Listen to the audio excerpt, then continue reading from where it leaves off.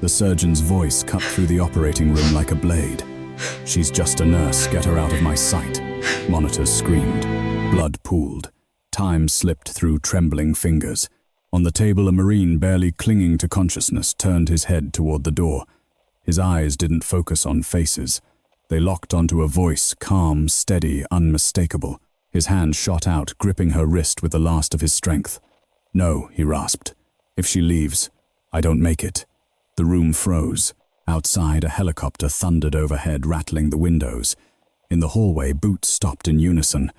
A uniform no one expected appeared, and suddenly rank titles and ego meant nothing at all, because the man bleeding out didn't recognize her by name. He recognized her from a night when orders were whispered in darkness, when survival depended on trusting one voice above gunfire. And in the next few minutes, a hospital would learn the difference between authority and honor. Before we begin, comment below with your city and your local time. I love seeing where you're watching from. And if you enjoy intense hospital drama with powerful twists, make sure to subscribe. This story is just getting started. Friday nights at Cedar Ridge Medical Center had a way of compressing time. Minutes stretched into hours. Hours collapsed into seconds, and the air inside the ER always felt a few degrees warmer than the thermostat claimed. At 9:47 p.m., the trauma board was already full. Motor vehicle collisions, a bar fight gone wrong, a cardiac arrest stabilized but fragile. Every bed mattered. Every decision carried weight. Nurse Emma Carter moved through the chaos with quiet precision. She checked IV lines, adjusted oxygen flow, murmured reassurances that were barely heard but somehow felt. At 5'6" in navy scrubs faded from too many industrial washes, she didn't stand out. That was intentional.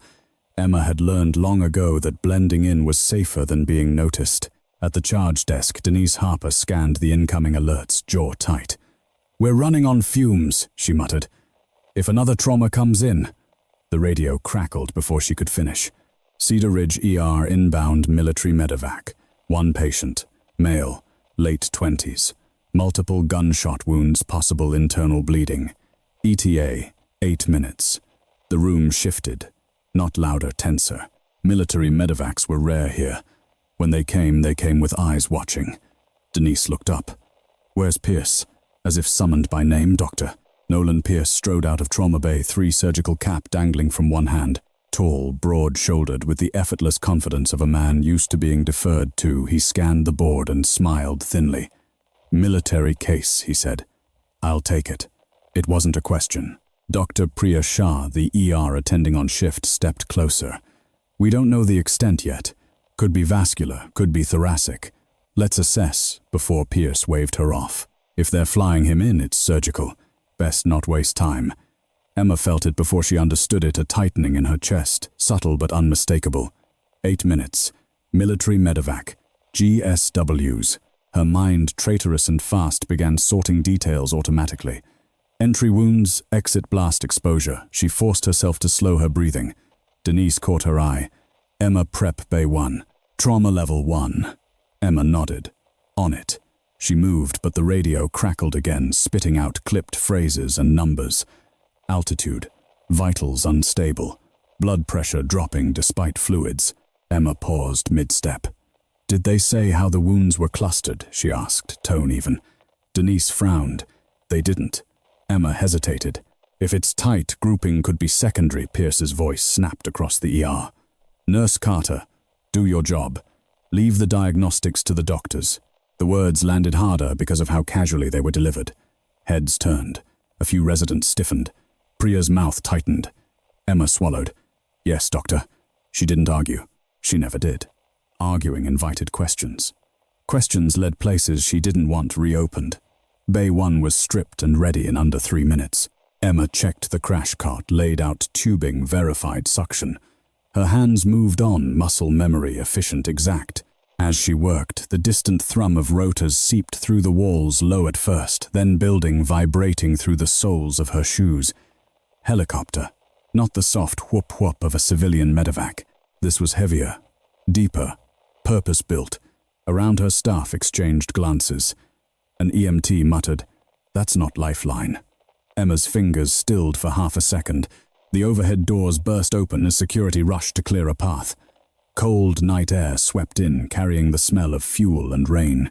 The gurney came fast, 2 paramedics' faces grim, followed by 2 Marines in desert camis, boots tracking water across the tile. On the stretcher lay Staff Sergeant Lucas Ramirez. He was pale beneath the blood lips, tinged blue dark hair plastered to his forehead. His chest rose in shallow, uneven pulls. Red soaked through pressure dressings at his abdomen and left side. The monitor screamed numbers that made Emma's stomach drop. BP's 80/50, and falling a paramedic rattled off. 2 GSWs to the torso, possible shrapnel. Lost a lot of blood en route. Pierce stepped in, already gloving up. "Move! Let's get him transferred." Emma slid in opposite him, guiding lines, checking airway. "Oxygen saturation is tanking," she said quietly. "We need..." "Already on it," Pierce cut in. "Intubate." Priya leaned over the patient. "Lucas, can you hear me? Squeeze my hand." "Nothing." Emma leaned closer, her voice low-controlled. "Staff Sergeant Ramirez, you're at Cedar Ridge Medical Center. You're safe. Focus on breathing." The effect was immediate and shocking. Lucas's eyelids fluttered. His brow furrowed as if he were trying to surface from deep water. His fingers twitched. Emma froze, not daring to speak again. "Did you see that?" one of the residents whispered. Pierce ignored it. "Prep for intubation. Now." As Priya positioned the laryngoscope, Emma reached to steady the patient's arm. Lucas's eyes snapped open, wild, unfocused, and then impossibly they locked onto her. His hand shot out, gripping her wrist with startling strength. "No," he rasped, voice shredded. Don't let him." Alarms spiked. His heart rate surged. Pierce swore. "Sedate him." Emma leaned in, heart hammering, and spoke without thinking. "Lucas, look at me. Stay with my voice." The room went quiet, not silent but suspended. Lucas's breathing hitched, then slowed. His grip tightened, not in panic now, but in recognition. His lips moved. "Falcon," he whispered. The words slammed into Emma like a physical blow. She didn't react outwardly. Years of training of surviving kept her face neutral. But inside, something cracked open, old and sharp. Pierce noticed the pause. "What are you waiting for?" he barked. "Get her hands off him." "He's responding to her," Priya said, incredulous. "Look at his vitals." The monitor told the story. Heart rate stabilizing. Oxygen climbing. Pierce scoffed. "Coincidence." Emma gently eased her wrist free. Lucas whimpered, eyes fluttering. "Wait," Priya said. "Emma, say something again." Emma hesitated. Every instinct screamed danger. But Lucas's blood pressure dipped the second she pulled back. She spoke, measured, steady. "You're not alone. You're in good hands. Stay with me." The numbers climbed. Denise exhaled softly. "Holy hell." Pierce's face darkened. "This is ridiculous. I'm taking him to the OR." As they rolled the gurney out, heavy boots echoed down the hall. A Marine captain stepped into view posture, rigid eyes scanning. "Which one of you is Carter?" he demanded. Emma felt every gaze swing toward her. Her pulse thudded in her ears as she straightened, forcing calm into her spine. "I am," she said. The captain studied her face, then nodded once grim. "We need to talk." Behind them, Doctor. Nolan Pierce watched something calculating, flickering in his eyes. And above it all, the helicopter's rotors finally wound down, leaving a silence that felt anything but safe. The corridor outside Bay 1 narrowed as if the walls themselves were leaning in to listen. Staff clustered at a careful distance, pretending to chart while their eyes followed the Marine captain and the nurse he'd singled out. Emma walked beside him. Steps, even shoulders, relaxed the picture of compliance. Inside her mind ran contingencies the way it always did. When the stakes rose, routes, exits, angles of damage control habits she had never managed to unlearn. They stopped beneath a flickering fluorescent light. "I'm Captain Avery Collins," the Marine said. His voice was clipped but not unkind. "I'm with Staff Sergeant Ramirez's unit." Emma nodded. "How can I help?" Collins lowered his voice.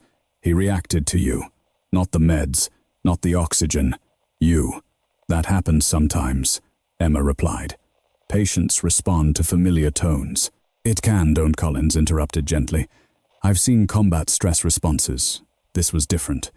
Before Emma could answer, a shout cut through the ER. "Move.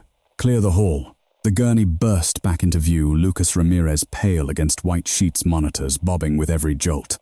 Dr. Nolan Pierce strode alongside barking orders. Or two. Now, if we lose another minute, Emma's gaze snapped to the vitals, blood pressure wavering, oxygen barely holding. As they passed, Lucas stirred. His eyes fluttered open, unfocused, then fixed on Emma with startling intensity. His lips moved soundlessly. She stepped closer without thinking. "Lucas, I'm here." The effect was immediate. His breathing steadied, chest rising more evenly. A low murmur rippled through the staff. Pierce saw it and bristled. "That's enough," he snapped, stepping between them. "Captain, with respect, you're interfering with patient care." Collins didn't flinch. "With respect, Doctor, my Marine's heart rate just dropped 30 beats because of her voice." Pierce's jaw tightened. "That's anecdotal. She's a nurse. She does not belong in my OR." The words rang louder than he intended. Several heads turned. Priya Shah stopped short, eyes flashing. "Nolan," she said carefully, "we're all on the same team here." Pierce didn't look at her. His eyes were locked on Emma, sharp and appraising. "Are you enjoying the attention, Nurse Carter?" Emma met his gaze calmly. "I'm focused on the patient." A scoff. "Funny, because from where I'm standing, you're a distraction." Lucas whimpered, the sound raw and involuntary. His hand twitched, fingers clawing weakly at the air. Emma reached out instinctively, stopping herself inches away. Pierce saw the hesitation and smiled, thin and satisfied. "You see, she can't help herself." Priya stepped in. "Enough. Get him upstairs." As the gurney rolled away, Lucas turned his head with effort, eyes searching. "Falcon," he whispered again, clearer this time. "Don't leave." The words sliced through Emma's composure.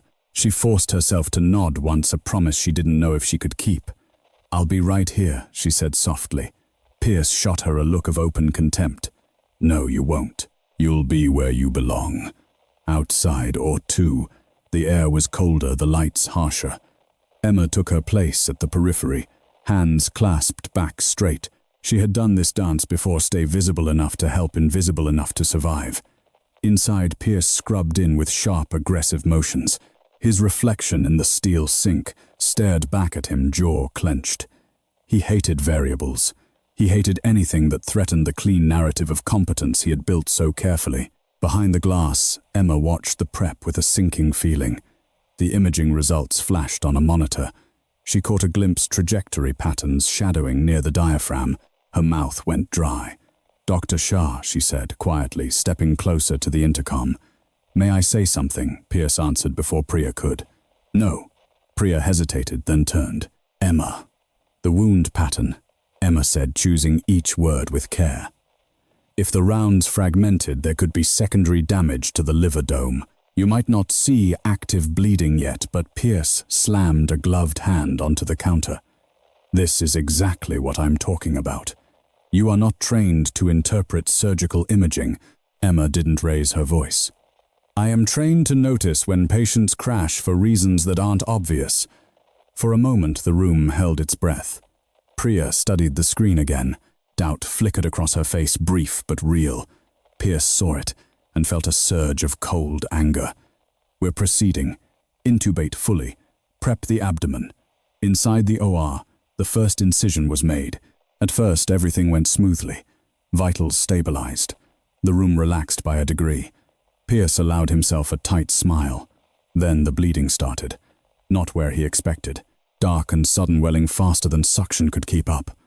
"What the hell?" he muttered. "Clamp. Now." The anesthesiologist called out numbers, voice rising. "BP's dropping." Emma leaned closer to the glass, heart pounding. She could see it, the subtle change in color, the way the tissue reacted. Her mind supplied the answer before she could stop it. "Retrohepatic bleed," she whispered. Pierce barked orders, hands moving faster, now less precise. Sweat beaded at his temples. Dr. Priya said, voice tight, "This isn't right." "Stay focused," Pierce snapped. "I've got this." Outside, Lucas stirred again. His vitals dipped in tandem with the bleeding. Emma didn't think. She pressed the intercom button. "He needs pressure posteriorly. If you chase it from the front, you'll lose him." Pierce spun toward the glass, eyes blazing. "Shut her up." The anesthesiologist hesitated just a fraction. That fraction cost them. Lucas's heart rate spiked, then plummeted. The alarm screamed. "Damn it," Pierce shouted. "Why isn't he stabilizing?" "Because he can't hear you," Emma thought. She pressed her palm to the glass voice, steady despite the chaos in her chest. "Lucas, stay with me. Breathe. Follow my voice." Inside the OR, the numbers shifted just enough to notice. Priya stared at the monitor, then at Pierce. "She's right," she said quietly. "He's responding to her." Pierce's face flushed. This is absurd. But the evidence was there, blinking in green and yellow. The door to the OR swung open. Captain Collins stepped in, flanked by a hospital administrator whose face had gone pale. "We need to pause," Collins said. "Staff Sergeant Ramirez is not consenting to continue unless Nurse Carter remains present." Pierce laughed, sharp and humorless. "You're letting a delirious patient dictate surgical protocol." Collins met his gaze evenly. "I'm telling you that if he dies after asking for her, there will be questions you don't want to answer." Pierce's smile vanished. He looked at Emma, really looked at her for the first time. Not as a subordinate, as a threat. "Who are you?" he asked softly. Emma held his gaze, heart steady now. "Someone who knows what happens if you ignore the wrong details." Lucas groaned the sound, pulling every eye back to the table. His fingers twitched again, searching. Emma stepped forward, and this time no one stopped her. The operating room felt smaller once Emma crossed the threshold. It wasn't just the physical space, steel tables, harsh lights, the antiseptic sting in the air, but the way attention snapped toward her all at once. Every movement she made seemed louder, more visible, as if the room itself were holding her breath alongside the patient. "Doctor." Nolan Pierce stood rigid at the table, hands still inside the open incision, eyes flicking up with barely contained fury. "This is a mistake," he said flatly. "She does not belong here." "Doctor." Priya Shah didn't raise her voice. She didn't need to. Right now, what belongs here is whatever keeps our patient alive. The anesthesiologist glanced between them, fingers hovering over the controls. The monitors told the truth neither ego nor rank could override. Staff Sergeant Lucas Ramirez was still unstable. His blood pressure wavered like a failing signal. His heart rate stuttered, surged, then dipped again. Emma took her position near the head of the table, just out of Pierce's immediate reach. She didn't touch anything yet. She simply spoke. "Lucas," she said, tone low and even. "You're in surgery. You're bleeding, but we're controlling it. Focus on my voice." The effect was subtle but undeniable. The jagged peaks on the monitor smoothed by a fraction. Oxygen saturation ticked upward. A murmur rippled through the room. Pierce noticed it too. His jaw tightened. "You think this is therapy," he snapped. "Because this is surgery. I don't need a nurse narrating my work." Emma didn't look at him. Her eyes stayed on the patient's face, pale beneath the surgical drapes. "I'm not narrating," she said. "I'm stabilizing him." Pierce scoffed. "With what credentials? That did it." Priya turned sharply. "Enough, Nolan." He stared at her in disbelief. "You're taking her side, I'm taking the patient's side," Priya replied. "And right now she's helping." For a moment, Pierce looked as if he might argue further. Then a fresh surge of blood welled up from the incision, dark and relentless. "Damn it," he muttered. "Suction." Emma's eyes flicked to the field.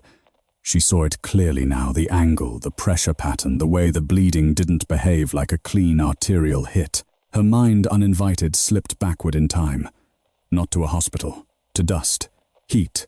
A field lit by headlamps and tracer fire. Hands inside a body while the ground shook beneath her knees. A voice in her earpiece counting down extraction windows. She swallowed and forced herself back. "Posterior pressure," she said calmly. "You're chasing it from the wrong side." Pierce's head snapped up. "Do not tell me how to operate." Priya hesitated only a second. "Try it," she said. "If she's wrong, we lose seconds. If she's right, we save his life." The anesthesiologist nodded, eyes fixed on the monitors. "Vitals can't take much more." Pierce hesitated. That hesitation, brief reluctant, was the first crack in his armor. "Fine," he snapped. 10 seconds.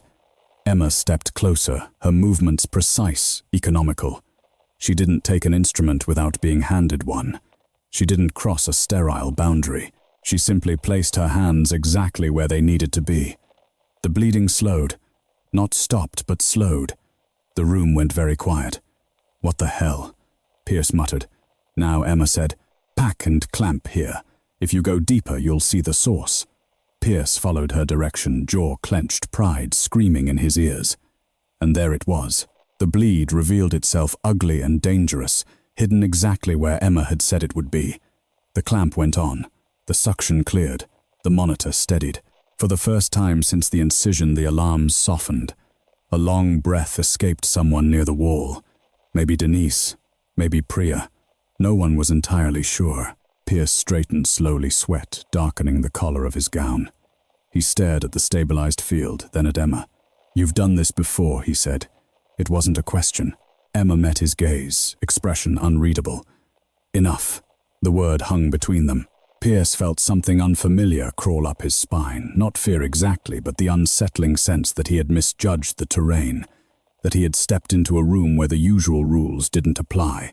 He masked it with anger. "This doesn't change anything," he said sharply. "You overstepped. I'll deal with that later." Emma didn't respond. She turned back to Lucas. "Stay with me," she said softly. "You're doing good." Lucas stirred, brow creasing beneath the sedation. His lips moved. "Falcon," he murmured again. The word sent a visible ripple through the Marines watching from the doorway. Captain Collins stiffened. Priya noticed. "That word means something to you." Collins nodded once. "It's a call sign, one that's not supposed to exist." Pierce's head snapped toward him. "Excuse me." Before Collins could answer, the OR doors opened again. A woman in a tailored suit stepped inside, eyes sharp with administrative panic. "Dr. Pierce," she said, "we need to talk. Now." Pierce rounded on her. "I'm in the middle of surgery." She lowered her voice. "Hospital leadership has been notified. This case just went federal." The room stilled. Pierce's pulse thudded in his ears. Federal Collins stepped forward. "Staff Sergeant Ramirez is under active protection. His survival is strategically important." Emma felt the familiar tightening in her chest. Federal meant scrutiny. Scrutiny meant records. Records meant questions she had spent years avoiding. Pierce looked between Collins and Emma, calculation flashing behind his eyes. Slowly, deliberately, he smiled. "Well," he said, "that explains a lot." Priya frowned. "Explains what? That our nurse here isn't telling us the whole story." Emma felt it, then the shift. Not in the room, but in the balance of power. Pierce wasn't panicking anymore. He was hunting. After this surgery, Pierce continued smoothly. "I'll be filing a full incident report. Unauthorized medical decision-making. Misrepresentation of training. Interference with surgical authority." Emma met his gaze, calm on the surface storm beneath. "Do what you need to do." Pierce leaned closer, voice low. "I will. And when I'm done, everyone will see exactly who you are." Behind the glass, Lucas's vitals held for now. But Emma knew that whatever came next wouldn't be confined to the operating room. And this time hiding might not be an option. The clock above, or 2, ticked past 1100 p.m., its steady rhythm a quiet accusation. Every second, Lucas Ramirez remained open on the table was a second borrowed from a body already stretched thin. The bleeding had slowed, but it hadn't surrendered. It waited, patient, treacherous. Emma stayed where she was, hands poised, posture relaxed but ready. She didn't crowd the field. She didn't challenge Pierce directly. She had learned long ago that the fastest way to lose control of a room was to look like you wanted it. Pierce worked in tight, efficient motions now the way he did when he felt eyes on him. He didn't look at Emma again, but his awareness of her was constant, an itch he couldn't scratch. "Vitals," he snapped. "BP 1 to 10/70, the anesthesiologist replied. "Heart rate 98. Holding." Holding wasn't winning. Everyone in the room knew it. Priya watched Pierce's technique carefully, her face a mask of professionalism. She saw the small tremor in his left hand when he reached for the clamp, saw the way his breathing had quickened, the way his jaw locked when something didn't respond exactly as expected. Pressure did that to people. It revealed things. Emma spoke quietly, keeping her voice low enough that only Lucas and those listening closely could hear. "You're doing exactly what you need to do. Stay with me. One breath at a time." Lucas's brow smoothed just slightly. The monitor responded. Pierce noticed. "Stop talking to him," he barked without looking up. "You're distracting my team." Priya glanced at the numbers. "She's stabilizing him." Pierce's laugh was short and sharp. "You're giving her far too much credit." He turned to the scrub tech. "Scalpel." Emma shifted her weight, eyes narrowing at the monitor. The waveform changed, subtle but wrong. She felt the warning before she fully understood it. "Doctor." "Pierce," she said evenly. "If you cut deeper now, you'll open." "Enough," he snapped. "You had your moment." He made the incision. The response was immediate and catastrophic. Blood surged bright and fast. The suction whined, struggling to keep up. BP dropping the anesthesiologist shouted, 70 over 40. The alarm screamed. Pierce swore, hands moving faster now, less controlled. "Clamp, no, not there, damn it." Emma stepped in without thinking, muscle memory overriding caution. She pressed in exactly where she needed to, applying pressure with a confidence that came from doing this when there was no backup, no second chance. "Here," she said. "You need to pack here." Pierce rounded on her face, flushed. "Get your hands off my patient." Priya didn't hesitate. Nolan listened to her. For a split second, Pierce hesitated, pride and fear colliding. Then the monitor dipped again, brutal and unforgiving. "Do it," Priya said sharply. "Now." Pierce followed Emma's direction, jaw clenched so tightly it looked painful. The bleeding slowed again, then steadied. The room exhaled as one. The anesthesiologist wiped sweat from his brow. Vitals stabilizing. Barely, but stabilizing. Pierce straightened slowly, chest heaving. He stared at the field, then at Emma, eyes cold. "You just crossed a line," he said quietly. Emma met his gaze without flinching. "I crossed it to keep him alive." Pierce leaned closer, voice dropping. "You think that excuses you?" Before Emma could respond, the ore doors opened again. Captain Collins stepped inside, expression grim. "There's been a development," he said. Pierce didn't look away from Emma.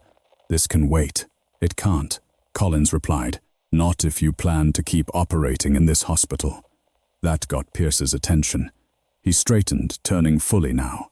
"What are you implying?" Collins held up a sealed envelope. "This came through 5 minutes ago. From military legal." Silence fell heavy and absolute. Priya's eyes flicked to Emma, then back to Collins. About what Collins's gaze shifted to Emma. About her. Pierce's lips curved into a slow, satisfied smile. "Well," he said softly, "isn't that convenient?" Emma felt the room tilt, not physically, but internally. The familiar sense of exposure crept in cold and unwelcome. She kept her expression neutral, though her pulse hammered. "What does it say?" Priya asked. Collins hesitated. "It confirms that Nurse Carter has prior service connected to Special Operations Medical Response." Pierce laughed outright. "There it is. Practicing beyond her scope." "That's not what it says," Collins said evenly. Pierce's smile faltered. "It says," Collins continued, "that her records were sealed under federal authority and that her presence here is authorized." Authorized. The word rippled through the room like a shockwave. Pierce's eyes narrowed. "Authorized to what?" "To assist," Collins said. "When necessary." Pierce turned slowly toward Emma. "Assist," he repeated. "That's generous." Emma spoke before Collins could answer. "I didn't ask to be here." Pierce's laugh was hollow. "But you're enjoying it." Before she could respond, Lucas stirred violently, his body tensing. "No," he gasped. "No, don't." His heart rate spiked. The alarm screamed again. Emma stepped forward instantly, voice firm now, cutting through the chaos. "Lucas, look at me. You're safe. You're not there anymore." His breathing hitched, then slowed as if her words were a lifeline pulled tight. Priya stared at the monitor, then at Emma. "He's responding to commands tied to trauma memory," she said softly. "She's anchoring him." Pierce clenched his fists. "This is unbelievable." The anesthesiologist shook his head. "It's working." For a long moment, Pierce said nothing. Then he straightened, smoothing his gown, his voice icy calm. "Fine," he said. "She stays. For now." Emma knew that tone. It wasn't surrender. It was strategy. Pierce turned to the administrator, waiting nervously near the door. "Make a note," he said loudly. "Nurse Carter is participating under protest." "Against my clinical judgment." The administrator nodded, pale. Emma felt the trap closing. She had seen it before, paper trails used as weapons, truth buried under procedure. As the surgery pushed on, Pierce grew quieter, more controlled. He no longer snapped or rushed. He observed Emma's movements, her timing, the way she anticipated needs before they were voiced. And he planned. When the bleeding was finally controlled and Lucas's vitals stabilized into something resembling safe, Pierce stepped back. "Close," he ordered. As the team moved, Pierce leaned toward Emma one last time. "Enjoy your victory," he murmured. "Because when this is over, I'll make sure everyone knows exactly what you cost this hospital." Emma met his gaze calm, settling deep in her bones. "And I'll make sure he lives long enough to tell the truth." Behind them, Lucas breathed steadily for the first time since arrival, but Emma knew the real fight hadn't even begun. The surgery ended just after midnight, not with relief but with exhaustion, the kind that sank into bone and stayed there. Lucas Ramirez was wheeled toward the ICU under heavy sedation, his vitals stable enough to call it a win, fragile enough to forbid celebration.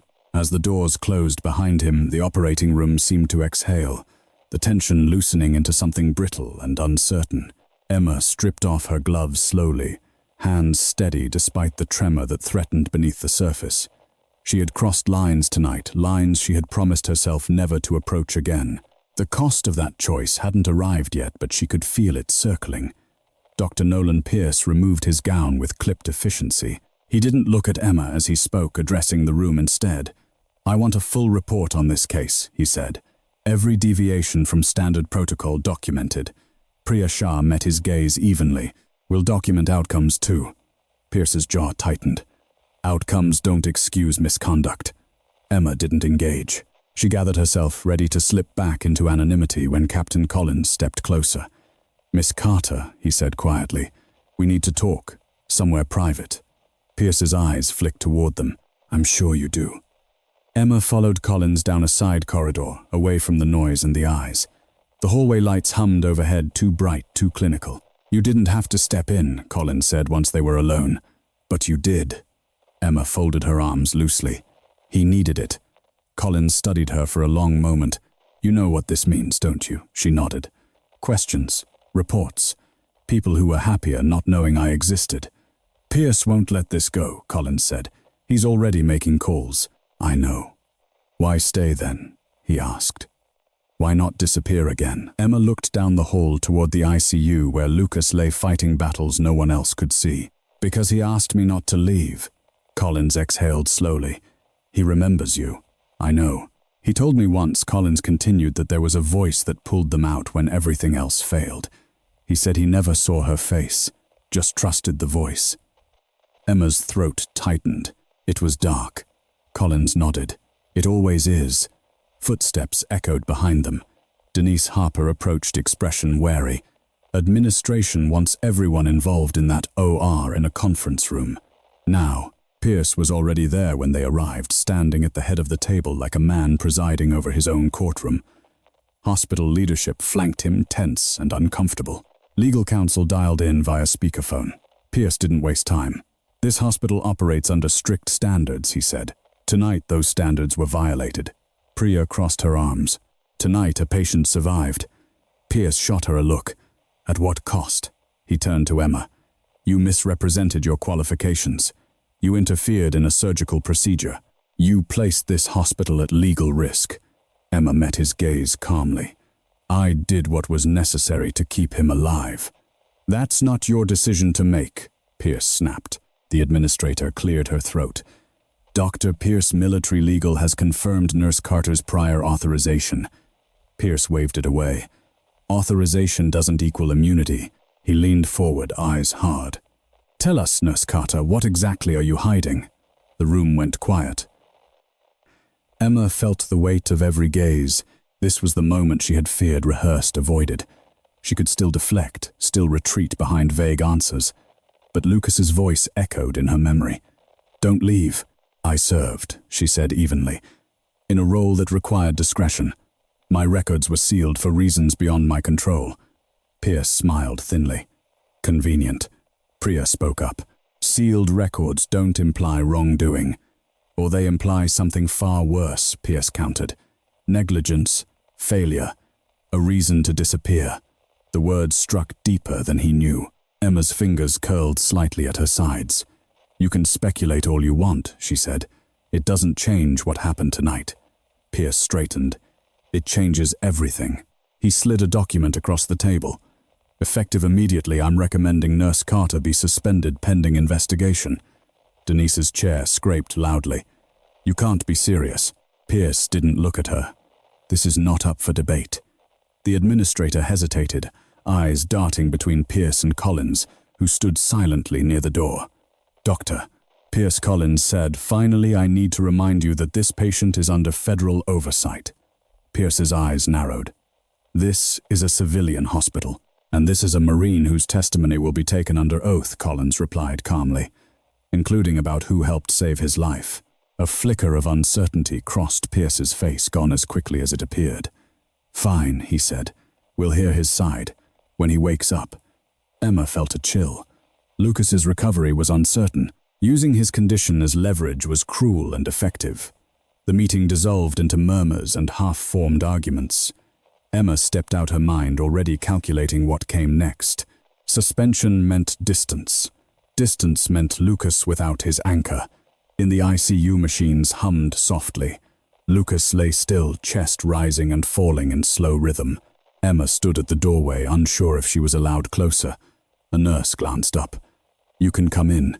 He's agitated without you."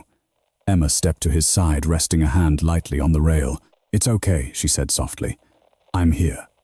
His fingers twitched, then stilled. Behind her, Pierce watched through the glass, his expression unreadable. He had lost control of the room tonight, but not the game. And Emma knew with a certainty that settled deep and cold that the next move would be his. Morning crept into Cedar Ridge Medical Center the way it always did, slow, indifferent, fluorescent. The night's chaos receded into paperwork, whispers, and tired eyes. But for Emma Carter, the tension hadn't faded. It had hardened. She stood outside the ICU doors, coffee untouched in her hand, watching Lucas Ramirez sleep beneath a web of wires and tubing. His vitals were steady for now. Not safe, just steady. The kind of steady that could vanish in a heartbeat. Visiting hours don't start for another 20 minutes. Emma turned. "Doctor." Nolan Pierce stood a few feet away, impeccably groomed, white coat pristine. If anyone hadn't known better, they might have thought he'd just arrived for an ordinary shift. "I'm not visiting," Emma replied evenly. "I'm assigned." Pierce smiled faintly. "Not anymore." He held out a manila folder. Emma didn't reach for it. Pierce set it down on the counter between them. "Pending investigation," he said.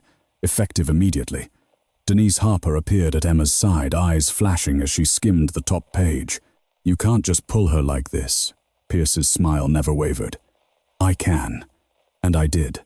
Emma felt the familiar tightening in her chest, not panic, but anger sharpened by restraint. "Who's taking over?" Pierce shrugged. "The ICU team will manage. He doesn't need special handling anymore." Inside the room, Lucas shifted restlessly. The monitor ticked upward, heart rate climbing. Denise noticed. "He's agitated." Pierce followed her gaze, then looked back at Emma. "Coincidence?" Emma set the coffee down, untouched. "You know it's not."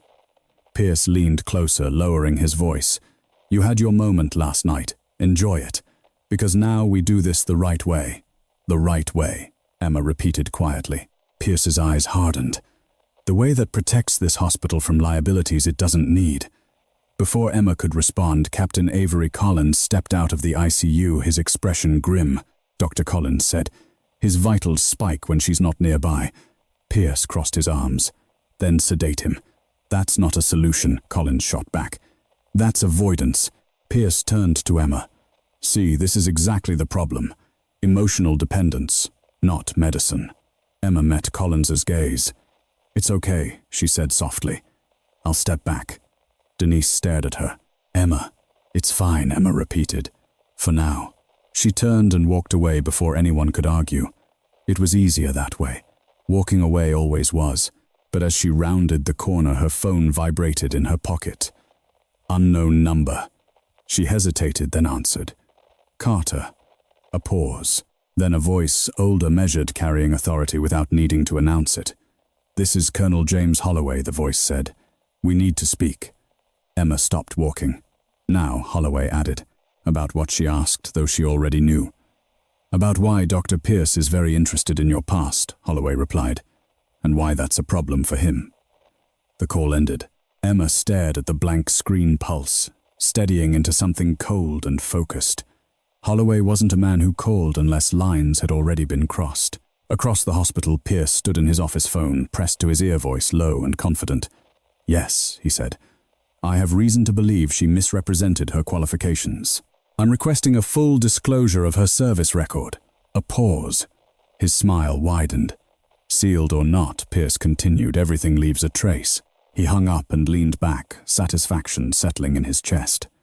He had spent years navigating systems like this, knowing which doors to knock on, which favors to call in. Whatever Emma Carter was hiding, he would drag it into the light. And when he did, the hospital would thank him. In the ICU, Lucas Ramirez woke with a sharp gasp, eyes flying open. His heart rate spiked, alarms chirping in protest. Where his voice cracked, a nurse hurried to his side. Easy. You're in the ICU. Surgery went well. Lucas's eyes darted around the room, frantic. Her, he rasped. Where's Falcon? The nurse hesitated. She's not on the unit right now. Lucas's breathing quickened. Get her. We're doing everything we can. Now he snapped, strength flaring unexpectedly. Or I walk out of this bed. Captain Collins rushed in. Easy, Luke. Lucas grabbed his sleeve. They can't push her out. Not him. Collins frowned. Not who, Lucas swallowed, eyes burning with urgency. The surgeon. He wasn't there. He wasn't the one keeping me alive. Collins stiffened. Tell me exactly what you mean. Before Lucas could answer, Pierce entered the ICU, flanked by two administrators. Staff Sergeant Ramirez Pierce said smoothly, Good to see you awake. Lucas's gaze locked onto him, sharp and unblinking. You, Lucas, said hoarsely. You tried to send her away. Pierce smiled. I tried to keep this hospital functioning safely. Lucas laughed, a short, humorless sound that sent pain flashing across his face. You don't know the first thing about safe. Pierce's smile faded. You're not in a position to make accusations. Lucas pushed himself up slightly, ignoring the protests of the machines. I'm in the only position that matters. I lived. Silence filled the room. Outside, Emma stood near the ambulance bay, phone still in her hand, watching clouds drift across a pale morning sky. She had spent years running from who she'd been, but Pierce had made one mistake. He'd threatened the one thing she wouldn't walk away from. And somewhere deep in the hospital, the truth was waking up angry, alive, and ready to speak. By mid-morning, Cedar Ridge Medical Center had settled into an uneasy rhythm, too quiet for a place that had nearly lost a man hours earlier. The ICU doors slid open and closed with soft, mechanical sighs, each one carrying fragments of tension that refused to dissipate. Emma sat alone in a small consultation room near the ambulance bay, hands folded loosely on the table. The walls were bare, the air stale. It reminded her of other rooms like this, temporary, forgettable, designed to make people talk. The door opened without warning. Colonel James Holloway stepped inside. He was in civilian clothes, but nothing about him felt civilian. He moved with the calm certainty of someone who had given orders that altered lives and never doubted they were necessary. His hair was grey at the temples, his eyes sharp but not unkind. You look exactly the same, he said. Emma didn't smile. You don't. Holloway closed the door behind him. I didn't expect to see you in a hospital in Colorado. I didn't expect to be found, Emma replied. He studied her for a moment. Pierce is poking around places he shouldn't. I figured, she said. That's what men like him do. Holloway nodded. He requested access to sealed records. That triggered alarms. Emma exhaled slowly. So what now? Now, Holloway said, pulling out a thin folder. We decide how much truth to let out and who controls it. She didn't reach for the folder. Lucas remembers. Yes, Holloway said. That complicates things. It shouldn't, Emma replied. He deserves the truth. He deserves to live, Holloway countered. And sometimes those aren't the same thing. The words landed heavily between them. Pierce is dangerous, Emma said. Not because he's incompetent, because he's reckless when his authority is challenged. Holloway nodded. We're aware. His name has surfaced before. That caught Emma's attention. In what context? Procurement irregularities, suppressed complaints. Nothing that stuck. Holloway's jaw tightened. Until now, Emma leaned back, considering. He'll try to bury me. He'll try, Holloway agreed. But he underestimated something. What you, Holloway, said simply. And the Marine in that ICU. Across the hospital, Dr. Nolan Pierce paced his office phone pressed to his ear. I don't care if the records are sealed, he said sharply. There's always a paper trail. Contractors. Training overlaps. Someone remembers. He stopped, pacing, listening. Yes, he said. That's fine. Call it a professional courtesy. He hung up, jaw tight, and stared out the window. The city stretched beyond the glass, orderly and obedient, just the way he liked it. A knock interrupted him. One of the administrators stepped in, pale. Dr. Pierce. The Marine is requesting to speak with hospital leadership. Pierce smiled thinly. Let him. In the ICU, Lucas Ramirez sat propped up against his pillows, color slowly returning to his face. Pain lined his features, but his eyes were clear, alert in a way that made the nurses uneasy. Captain Collins stood beside him. You don't have to do this yet. Lucas shook his head carefully. If I wait, they'll twist it. The doors opened and Pierce entered with 2 administrators and a legal liaison on speakerphone.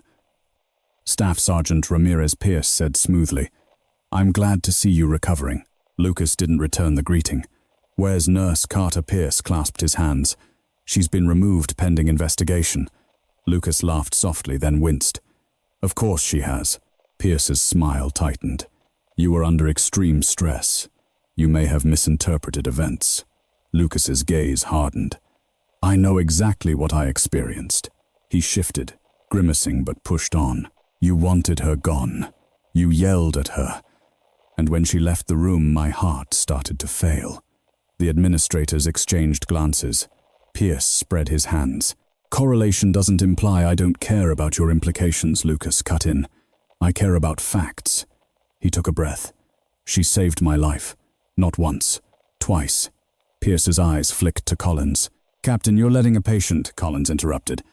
I'm letting a Marine speak. Lucas's voice dropped steady and deliberate. I heard her voice before I ever saw her. Years ago. Night op. No visibility. Comms were down. We were bleeding out in the dark. The room went still. She talked us through it, Lucas continued. Told us where to move, when to breathe, when to hold pressure. She kept us alive until extraction. Pierce's face drained of color just a shade. You're mistaken, he said. There are no records, because they buried it, Lucas snapped. Because someone needed a scapegoat when things went sideways. Silence pressed in heavy and absolute. The legal liaison cleared his throat over the speaker. Staff Sergeant, are you making a formal statement? Yes, Lucas said. Under oath, if you want it. Pierce felt the ground shift beneath him. Emma stood outside the ICU doors, having returned quietly unnoticed. She hadn't planned to interrupt, but she heard her name, heard Lucas's voice. He was telling it. All of it. Her chest tightened not with fear, but with something dangerously close to relief. Behind her, footsteps approached. Holloway stopped beside her. You don't have to go in. Emma shook her head. He shouldn't stand alone. They entered together. Lucas's eyes found her instantly. His expression softened, tension bleeding away. There you are, he murmured. Emma met his gaze, voice steady. I told you I wouldn't leave. Pierce turned slowly, eyes blazing. This is highly inappropriate. Holloway stepped forward. Actually, he said calmly, this is long overdue. Pierce's breath caught.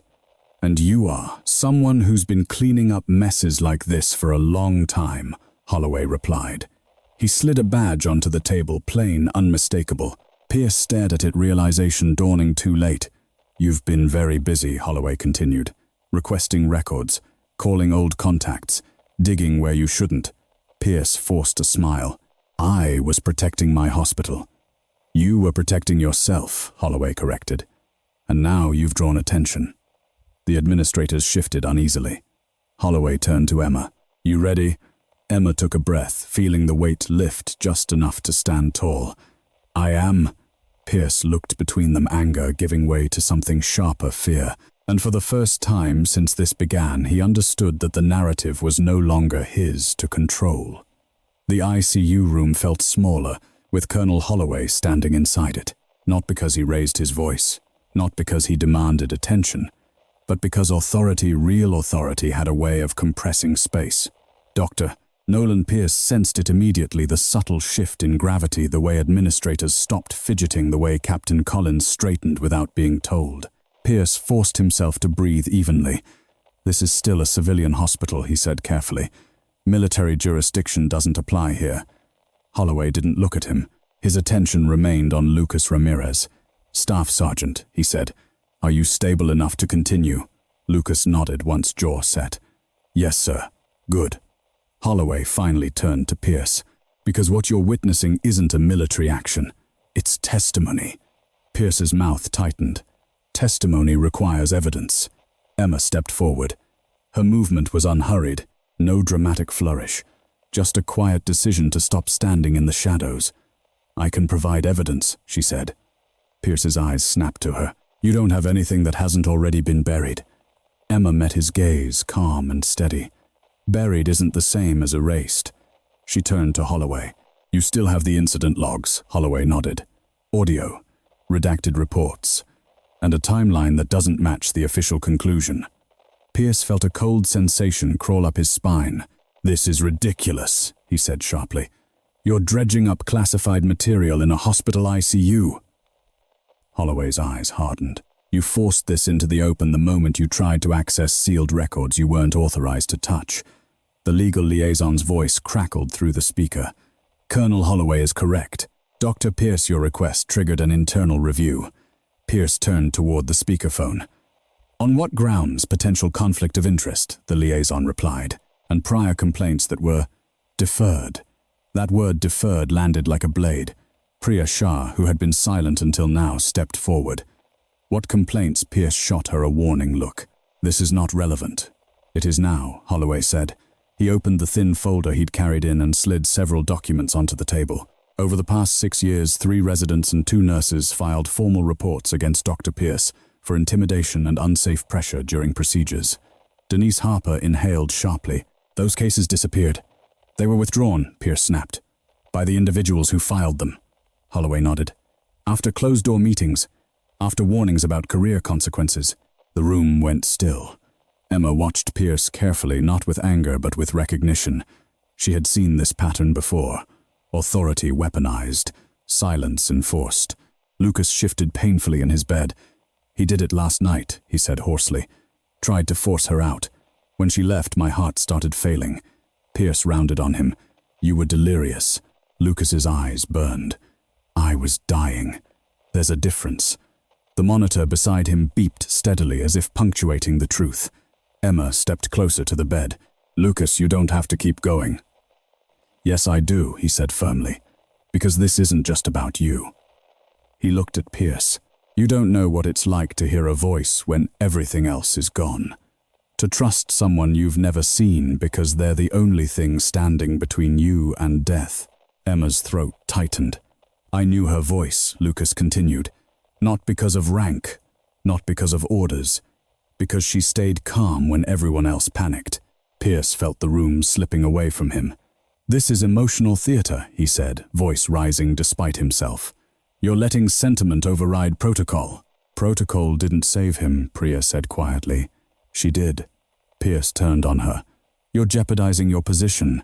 Priya didn't flinch. "I'm protecting my oath." The legal liaison cleared his throat again. "Doctor." "Pierce, given the testimony and the documentation presented, hospital leadership is suspending you from surgical duties pending a full investigation."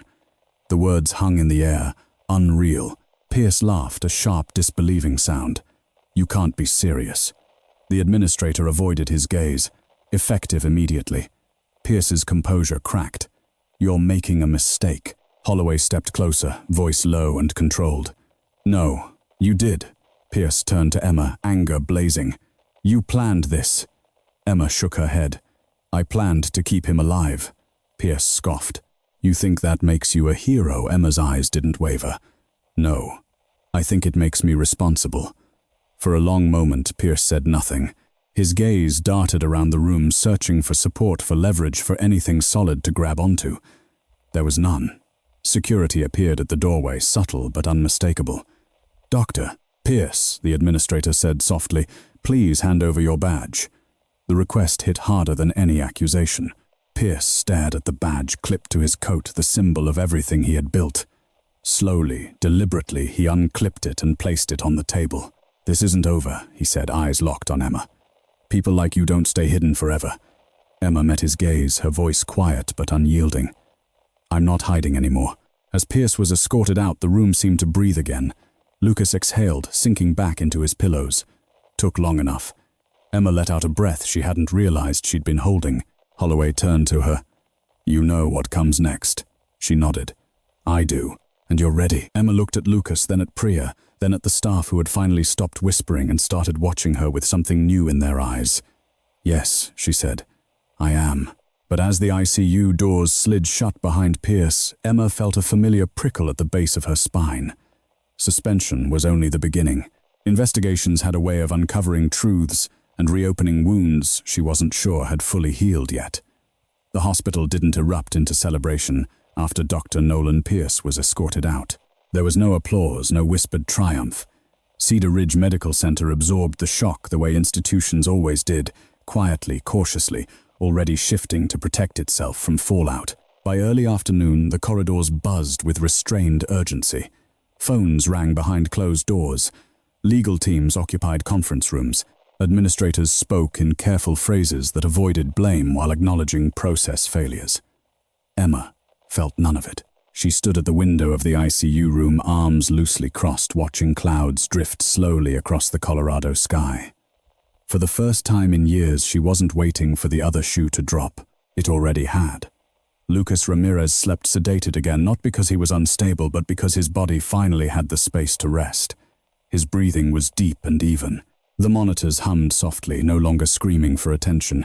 Priya Shah entered quietly and stood beside Emma. "You okay?" Priya asked. Emma considered the question honestly. "I don't know yet." Priya nodded. "That's fair." They stood in silence for a moment. Then Priya spoke again. "Hospital leadership wants to meet. With you." Emma turned. "About what? About what happens next," Priya said. "For you. And for them." Emma exhaled slowly. Figures. The meeting took place in the same conference room where Pierce had tried to end her career only hours earlier. The table was the same. The chairs were the same. But the energy was entirely different. The chief medical officer sat at the head of the table, expression tight but composed. Legal counsel flanked him. Denise Harper sat near the door, arms crossed defensively. "We owe you an apology," the CMO began. "What happened last night should never have escalated the way it did." Emma didn't respond immediately. She waited. "You were placed in an impossible position," he continued, "and the hospital failed to protect you." "That's true," Emma said evenly. "But apologies don't fix systems." The CMO nodded. "No, but actions can." He slid a document across the table. "We're offering you a choice." Emma glanced down. 2 options, both carefully worded. The first was reinstatement full immediate with a formal commendation and a position as a trauma care liaison between departments. The second was something else entirely. A newly proposed role. One that bridged civilian trauma medicine and military emergency response. Consultation. Training. Protocol development. "Why now?" Emma asked. The CMO didn't dodge it, because last night made something impossible to ignore. There are gaps in our system, and you see them in ways others don't. Emma looked at Denise, who gave her a small, encouraging nod. "I don't want a title that exists to make the hospital look good," Emma said. "I want authority to stop what happened last night from happening again." The CMO met her gaze. "You'd have it." Emma closed the folder without answering. "I need time," she said. "You have it," he replied. As she stood to leave, the CMO added quietly, "For what it's worth, we're grateful." Emma paused at the door. "Make it worth something," she said. "For the next nurse who speaks up." Outside the conference room, Captain Collins waited. "He's awake," Collins said. Emma didn't ask who. She already knew. Lucas was propped up again when she entered the ICU, eyes clearer than before. He smiled faintly when he saw her. "Looks like I caused some trouble," he said. Emma shook her head. You told the truth. Lucas grimaced slightly as he shifted. Truth tends to do that. They sat in comfortable silence for a moment. I heard what they're offering you, Lucas said. Emma raised an eyebrow. You've got spies now, he smiled. Word travels fast when someone shakes the chain of command. She nodded. I haven't decided. Lucas studied her. You ran because they made you disappear, not because you failed. Emma's jaw tightened. That's not the whole story. Maybe not, he said gently, but it's the part that matters. She looked at him, then really looked, at the scars that would never fully fade, at the strength it took to speak when silence would have been easier. You remembered my voice, she said quietly. Lucas nodded. I didn't remember who you were, he admitted. Just that, when you spoke, the world narrowed enough to survive. Emma felt something inside her loosen, something she hadn't realized she'd been carrying. Outside the ICU, reporters gathered behind a cordon, murmuring into phones, cameras slung low. The story was already leaking. A surgeon suspended. A nurse at the center of it. A Marine who lived. Holloway found her near the elevators. It's out, he said. Not everything, but enough. Emma nodded. It always gets out. You handled it well, Holloway said. You didn't take the easy path. She met his gaze. You didn't either. Back then. He allowed himself a small smile. That's why I came. As the elevator doors opened, Holloway paused. One more thing, he said. Pierce won't be able to hurt anyone for a while. But systems don't change overnight. Emma stepped inside. No, she agreed. They change when someone refuses to stay quiet. The doors slid shut, and for the first time in a long time, Emma didn't feel like she was running from her past. She felt like she was finally standing where she belonged. The news broke before sunset, not with sirens or banners, but with a quiet notification that spread from phone to phone like a controlled burn. Senior surgeon suspended pending investigation after ICU incident. No names at first. Just enough to spark curiosity. Just enough to invite speculation. By evening, names followed. Nolan Pierce's. Emma learned this not from the television mounted in the waiting room, but from the subtle change in the way people looked at her as she walked the halls. Conversations paused. Whispers softened. Some faces held apology. Others held awe. A few held resentment that hadn't yet found its voice. She felt all of it and let none of it touch her stride. Lucas Ramirez was improving faster than expected. His vitals had stabilized into something the ICU staff finally trusted. He was alert, lucid, and impatient in the way only someone used to control could be. They're not letting me walk yet, he complained as Emma pulled a chair closer to his bed. They're letting you live, she replied dryly. That's the priority. He smirked, then winced. Worth it. A nurse entered to check his IV, then hesitated when she saw Emma. Oh, hi. Emma nodded politely. The nurse's cheeks flushed. I just wanted to say, I'm glad you were here. Emma met her eyes. So am I. After she left, Lucas watched Emma carefully. They're looking at you like you changed something. Emma shrugged. Maybe I did.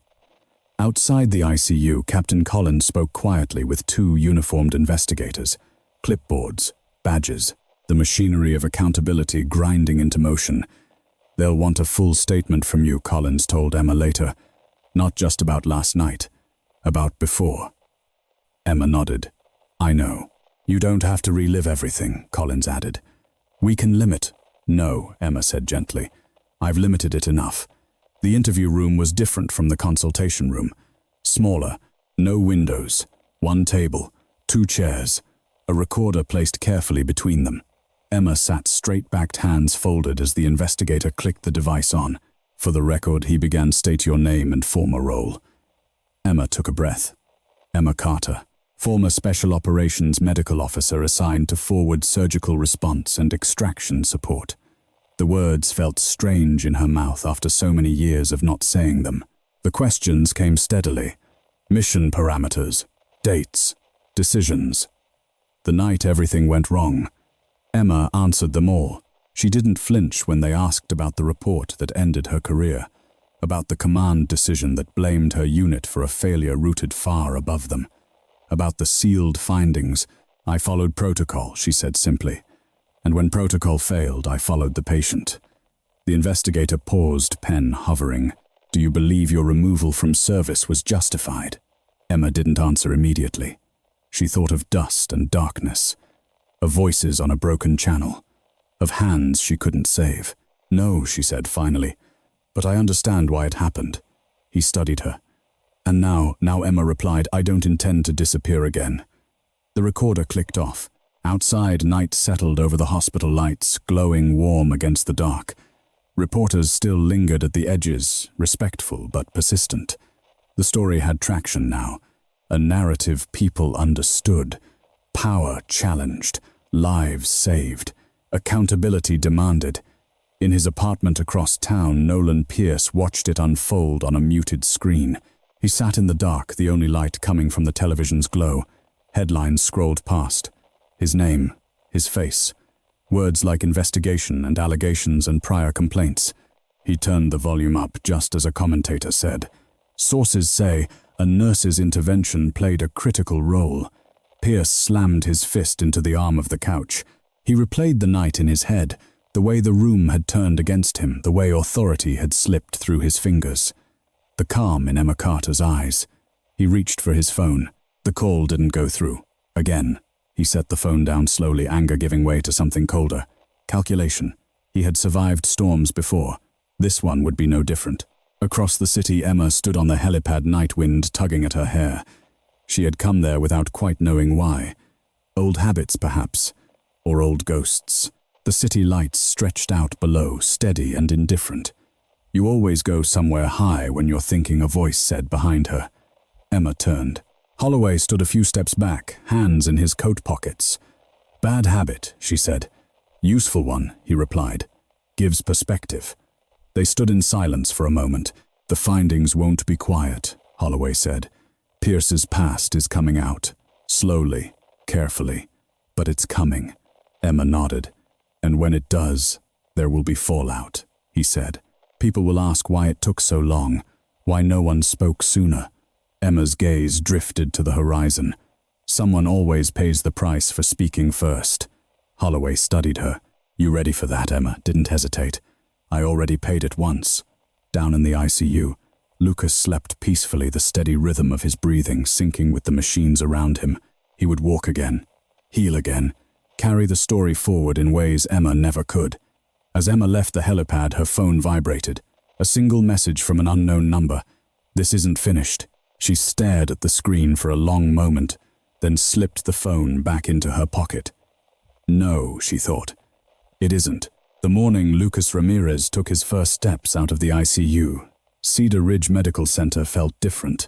Not quieter, not calmer, more awake. Sunlight spilled through the tall windows, lining the main corridor, catching on polished floors and stainless steel rails. Nurses moved with their usual urgency, but there was a subtle shift in posture, heads held a little higher, voices a little firmer. Something unspoken had changed. Emma stood a few feet away as Lucas swung his legs over the side of the bed, jaw clenched against the pain. Easy, she said. You don't get bonus points for speed. Lucas huffed a laugh. In my line of work, speed keeps you alive. She stepped closer, steadying his elbow. So does knowing when to slow down. He paused, then nodded. Together they took the first step, then another. The physical therapist watched, impressed. He's doing better than expected. Emma met Lucas's eyes. Told you. As Lucas was guided down the hall, staff stepped aside instinctively. Some nodded at Emma. Others offered quiet smiles. No applause, no spectacle, just recognition. Later that afternoon, Emma found herself back in the conference room, this time alone. The folder the chief medical officer had given her sat unopened on the table. She had avoided it for hours, as if opening it would somehow lock her future in place. She finally broke the seal. The words were precise, clinical, carefully constructed. But the meaning was clear. The hospital wasn't offering her a reward. It was offering her responsibility. Emma leaned back, eyes closing briefly. She thought of the nurses who had stayed silent under Pierce's authority, of the residents who had learned fear before confidence, of Lucas trusting a voice in the dark because he had no other choice. She picked up her pen. When the chief medical officer received the document an hour later, it contained handwritten conditions in the margins, clear expectations, non-negotiable authority lines, a mandate for cultural change, not cosmetic reform. He read it twice, then he signed it. The investigation moved faster than anyone expected. Within days, more complaints surfaced. Patterns emerged. Depositions followed. Nolan Pierce's name appeared in places it had never been allowed to before. Emma didn't watch the coverage. She was too busy. Her new role didn't come with ceremony, no announcement, no press release. It began with closed-door meetings, revised protocols, and uncomfortable conversations. Emma led them all the same way, calmly, directly, without apology. When a senior attending bristled at her authority, she didn't argue. She explained. When a resident admitted fear of speaking up, Emma listened. And when a nurse hesitated before raising a concern, Emma waited until the silence broke on its own. One afternoon, as Emma finished reviewing trauma response drills, she felt a presence behind her. Denise Harper leaned against the doorway, arms crossed, smiling faintly. "You know they're calling you the quiet backbone now." Emma raised an eyebrow. "That's not ominous at all." Denise chuckled. "It's respect." Took long enough. Emma glanced back at the whiteboard filled with updated response chains. Respect doesn't mean much if it disappears under pressure. Denise nodded. "Then it's a good thing you don't." Lucas was discharged on a Thursday. He walked out under his own power, slower than he liked, but upright. Captain Collins stood at his side, hands clasped behind his back. Lucas paused when he reached Emma. "I don't know how to thank you," he said. Emma shook her head. "You already did. You told the truth." He studied her for a moment. "You saved me twice." She met his gaze steady. "You saved yourself. I just reminded you how."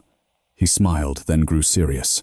"If you ever need someone to vouch for you anywhere, I'm your guy." Emma nodded. "I know." As Lucas disappeared through the sliding doors, Emma felt a quiet closure settle over her. Not an ending, but a release. That evening, she returned to the helipad one last time. The wind was gentler now. The city lights shimmered below, constant and unremarkable. She stood at the edge, hands in her jacket, pockets breathing in the cool air. For years, she had believed silence was survival. Tonight, she understood the difference. Behind her, footsteps approached. Priya Shah stopped beside her, gaze fixed on the horizon. "You changed this place." Emma shook her head. "No, I stopped pretending it couldn't change." Priya smiled. "Same thing." They stood together for a moment longer before heading back inside. Down in the hospital, a new trauma alert sounded. Another patient. Another moment where choices would matter. Emma turned toward the doors without hesitation. This time she didn't need to hide who she was. She had found something stronger than rank. She had found her voice.